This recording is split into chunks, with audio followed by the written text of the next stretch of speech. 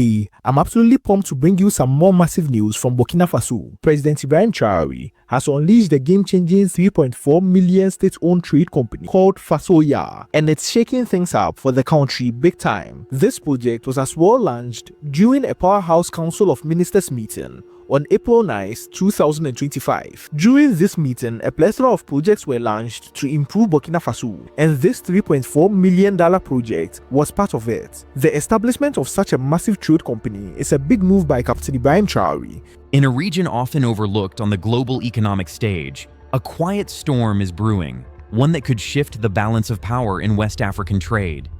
The architect behind it?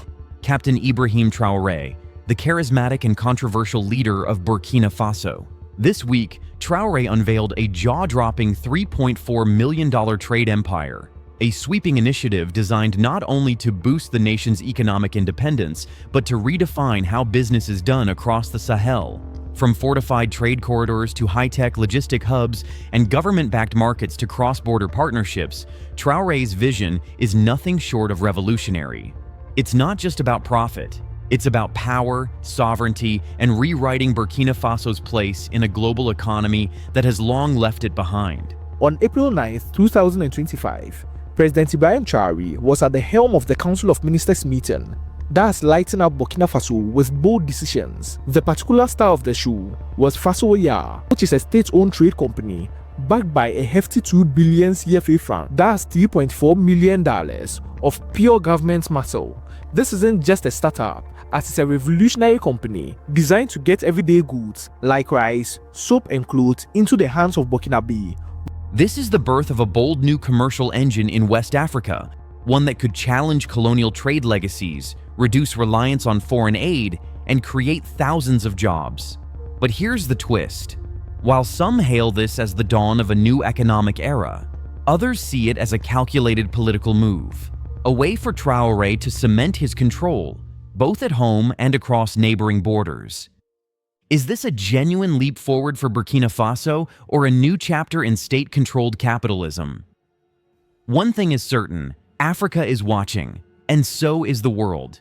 Stay with us, because this is the story of how a $3.4 million gamble could turn into West Africa's biggest commercial transformation in decades. Building a trade empire from the ground up, Burkina Faso hasn't exactly been top of mind when it comes to global commerce, until now.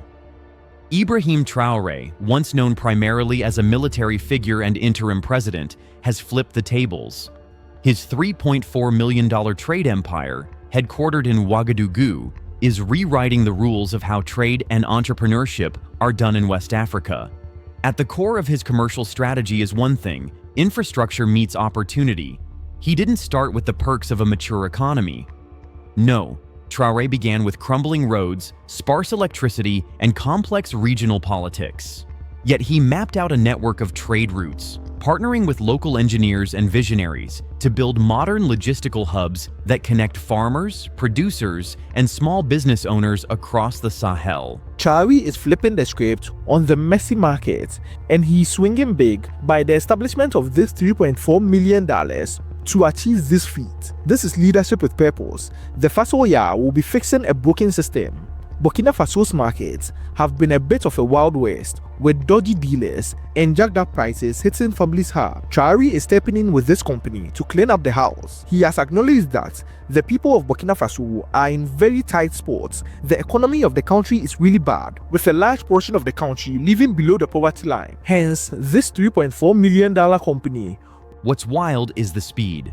Within 18 months, Traoré's blueprint turned into boots-on-the-ground action, mobile markets, cross-border trade licenses, and localized warehousing systems. We're talking container zones, rising in rural towns, satellite-linked depots, and micro-entrepreneurship flourishing in places that hadn't seen economic growth in decades. His brand? Not some shiny Western corporation. It's proudly Burkinabe, with a distinct Afrocentric identity that's resonating across ECOWAS. There's a new narrative being written, and Traoré's not asking for a pen, he's printing the books. The rise of the Ouaga trade corridor. One of the most disruptive components of Traoré's plan is what insiders are calling the Ouaga trade corridor. a hyper-connected route that stretches across the sub-region, linking Burkina Faso with coastal neighbors like Ghana and Ivory Coast, while extending north to Mali and Niger. I have a feeling of satisfaction because the young people present here are a symbol of the resilience of the Burkinabe people. Because as they said, they have been struggling for 6 years. And upon our arrival, we noticed that in recent years, Burkina Faso has seen many positive changes under the leadership of President Ibrahim Traoré. One of the most inspiring initiatives he has taken is the establishment of 3 tomato processing factories in the country. These factories are not just ordinary businesses, they are symbols of unity, development, and economic independence. What makes these factories special is the way they were created, not by foreign investors or large corporations. Forget waiting for colonial-era infrastructure to get patched up. Traoré didn't just invest, he innovated. He poured capital into rural trucking hubs, mobile fuel depots, solar-powered customs checkpoints, and weather-resilient roads. In remote provinces like Yatenga and Boucle du Muhun, entire communities now have access to the broader West African market, some for the first time in history.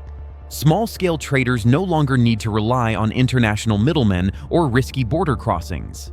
They tap directly into Traoré's streamlined system with digital registration, pre-approved customs licenses, and real-time tracking through mobile networks. It's Logistics 2.0 in a region that used to rely on word-of-mouth and handwritten invoices. And the numbers? Customs clearance wait times are down by 42%, corruption fees are falling fast, and more than 800,000 tons of agricultural goods have already passed through the corridor in just the first year. But here's the kicker. This wasn't done with foreign aid. No IMF strings. No World Bank blueprints. This was self-financed, partly crowdsourced from West African investors and diaspora-backed cooperatives in the US, Europe, and the Middle East. It's a grassroots power play in a region tired of waiting for handouts. Traoré didn't just build roads, he's paving the way for sovereignty. Women at the center of the revolution. When Ibrahim Traoré assumed leadership of Burkina Faso in 2022, the country was grappling with security threats, economic instability, and a heavy reliance on foreign aid. His leadership, however, has been marked by bold economic policies and a strong stance against neocolonial influences. But what has really changed under his leadership? Let's take an in-depth look at the key milestones of his tenure. Now here's where Traoré truly disrupts the mold. He put women at the heart of the economic equation. In a region where patriarchal systems often limit female participation to the margins, he's flipping the narrative. His commercial zones give priority access to women traders, often referred to as market queens, with access to premium stalls, solar-cooled storage units, childcare services on site, and microloans with zero collateral. More than 1,200 women have already been onboarded into his programs through digital cooperatives. And we're not just talking small-time market sellers. These are bulk distributors, co-owners of transportation fleets, and procurement specialists linking farmers with hotels, exporters, and supermarkets across the sub-region. Incomes in these zones have more than doubled in certain districts like Zinyare and Banfora. Literacy rates among adult women in trade zones have spiked by 19%. And perhaps most importantly, there's a cultural shift brewing, one where young girls are growing up watching their mothers own businesses, employ workers, and negotiate deals like seasoned CEOs. In a system long rigged against them, Traoré is reprogramming the code, and women are becoming the architects of their own economic future, digitizing a continent's backbone. Commerce isn't just physical anymore, it's digital, and Traoré knows this. That's why his empire leans heavily on mobile technology, powered by a flagship app called Burkina Trade Plus. Here's how it works. Let's say you're a yam farmer in Bobo Dioulasso. You upload your crop inventory into the app, negotiate with buyers in Accra or Lagos, and arrange cross-border transport, all from your phone. Payments? Instant. Paperwork, automated, delivery, tracked in real time. Burkina Faso's GDP growth and economic. Expansion. Burkina Faso's gross domestic product, GDP, has seen remarkable growth over the past few years, surging from approximately $18.8 billion to $22.1 billion in just 2 years. This impressive increase reflects the country's improving economic performance, which has been fueled by a combination of strategic policies, industrial expansion, and targeted economic reforms. Even better, Burkina Trade Plus syncs with mobile money platforms, offering seamless transactions for the unbanked majority. No banks, no brokers, no bounce backs. This shift isn't just technical, it's cultural. It's breaking down traditional barriers, killing red tape, and replacing who you know with data-driven access. Over 60% of registered users are under 35, and of that group, a growing portion are launching their own micro-enterprises, using the platform as their foundation. Traoré didn't just create an app, he unlocked a digital ecosystem, a place where innovation meets local relevance, a marketplace for a new generation of West African entrepreneurs who don't want to leave home. They want to scale from home. Green trade for a greener Sahel. Profit is great, but Traoré is thinking bigger. His trade empire is deeply rooted in green logistics, setting a precedent for environmentally conscious commerce in a region severely affected by climate change. You probably imagine a vast arid landscape of sand dunes, and not much else. But 8,000 years ago, the Sahara was a completely different place. Animals like hippos and giraffes roamed what was then a lush green land of lakes and rivers covered with trees and grasses. Humans also migrated into the region to take advantage of its fertile soils. This span of time was known as the African Humid Period, or the Green Sahara, when the Saharan climate was about 10 times wetter than it is today. It began at the end of the last ice age, around 14,000 years ago, and came to a grinding halt about 5,000 years ago, when the Sahara suddenly dried up and its people left for greener pastures further south. Electric tuk-tuks buzz through market zones, handling last-mile deliveries with zero emissions. Solar-powered warehouses keep food fresh without draining the grid. Biofuel trucks, built in collaboration with university researchers in Ouaga, are already on the road. Packaging is compostable. Deforestation? Offset through agroforestry programs tied directly to every new commercial hub. For every new depot built, at least 300 trees are planted. They don't just move goods, they reclaim land. It's not just for show. These initiatives have helped the empire avoid costly outages, reduce diesel dependency, and even earn carbon credits, which Traoré is leveraging into fresh funding from eco-conscious investors in Germany, South Korea, and the UAE. In a world racing toward green economies, Burkina Faso just jumped the line. Youth employment engine. You can't revolutionize commerce without engaging the youth, and Traoré's strategy is turning heads. His trade empire has already created over 18,000 direct jobs, ranging from logistics and agriculture processing to IT development and business analytics. But it's not just about numbers, it's about transformation. Vocational centers now dot the landscape, strategically located near key trade hubs. These centers offer accelerated programs in welding, electrical maintenance, mobile coding, business English, and supply chain management. Upon graduation, students are either placed in entry-level roles or awarded micro-grants to start their own ventures. It's a cycle of empowerment. Train them, employ them, invest in them. Youth unemployment in cities like Kaya, Tenkodogo, and Dédougou has dropped dramatically by up to 27% in less than 2 years. And more importantly, the dream has shifted.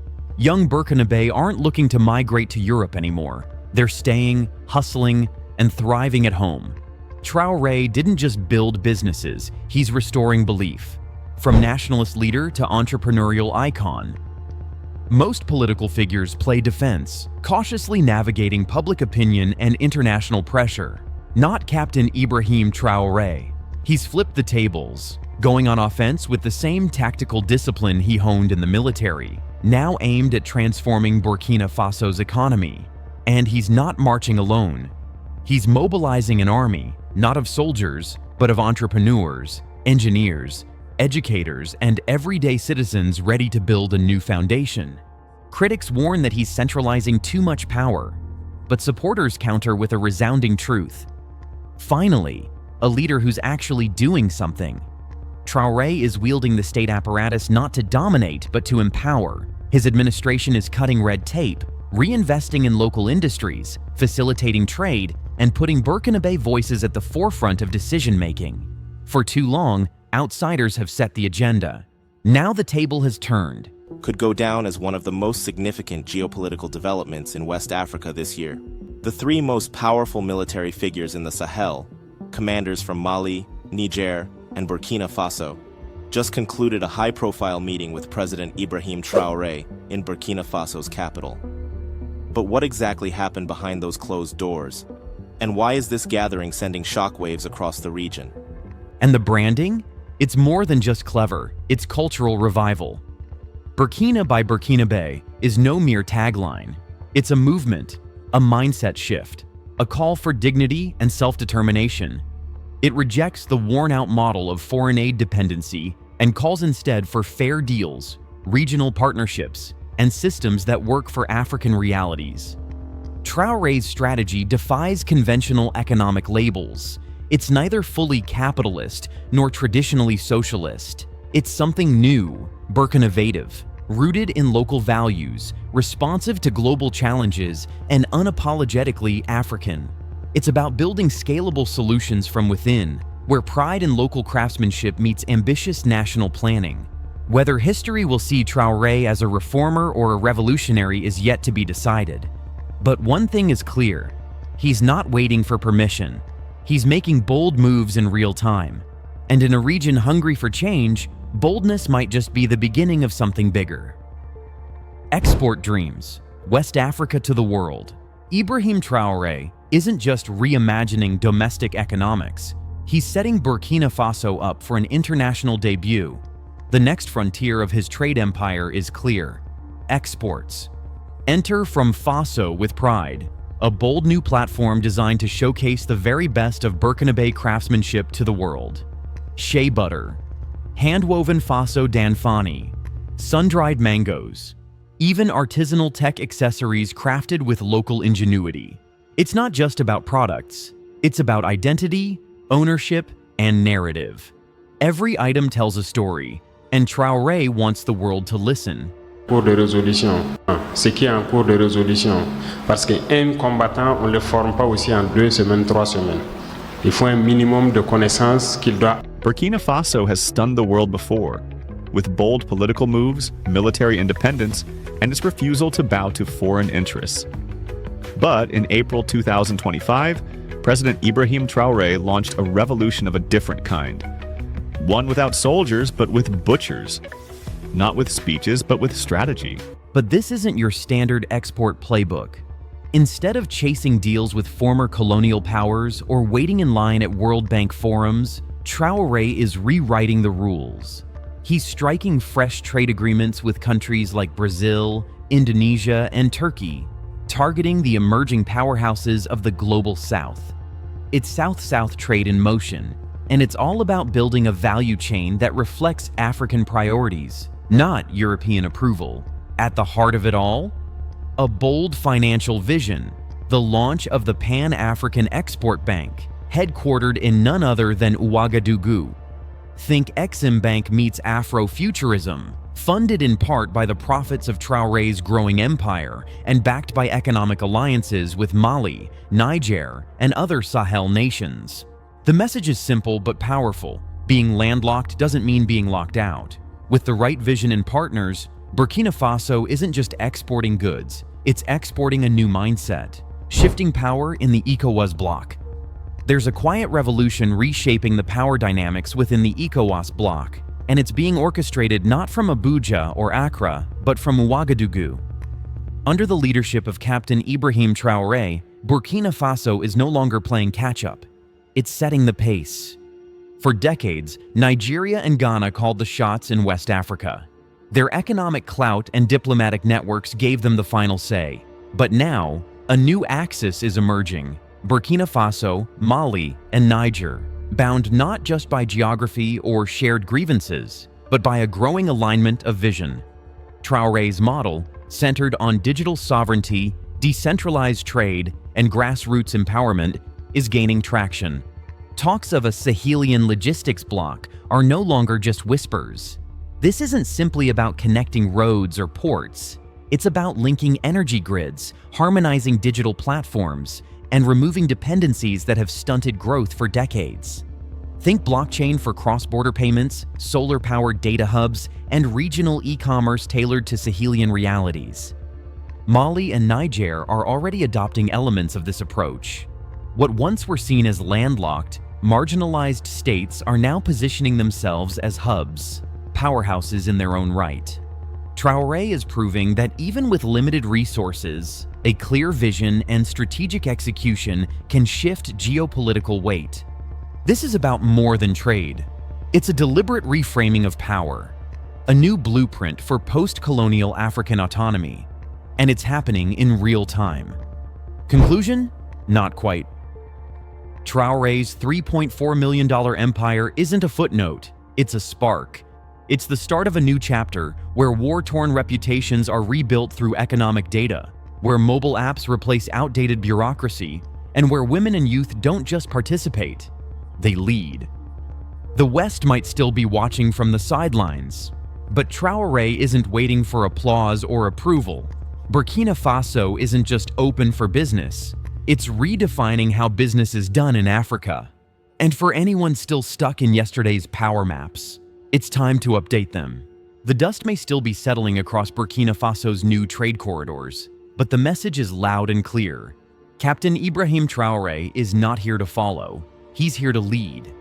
With a $3.4 million trade empire rising from the heart of Ouagadougou, Traoré has thrown down a challenge to the old economic order. He's betting on infrastructure, on African-to-African trade, and on a people who've long been promised prosperity, but rarely seen it delivered. Yet even as markets boom and warehouses rise, questions linger. Can this empire withstand regional instability, international skepticism, and internal pressure? Will this new model empower everyday citizens, or centralize wealth and control in the hands of the state? Only time will tell. What's undeniable is that something bold is happening in Burkina Faso, and it may just light a fire under the entire continent's economic ambitions. Thanks for tuning in. If you found this story as fascinating as we did, hit that like button, share your thoughts in the comments, and subscribe for more bold moves and deep dives from around the world. This isn't just commerce, it's a revolution in real time, and we'll be here to track every step of it. Until then, stay informed, stay visionary, and never underestimate the power of a $3.4 million idea.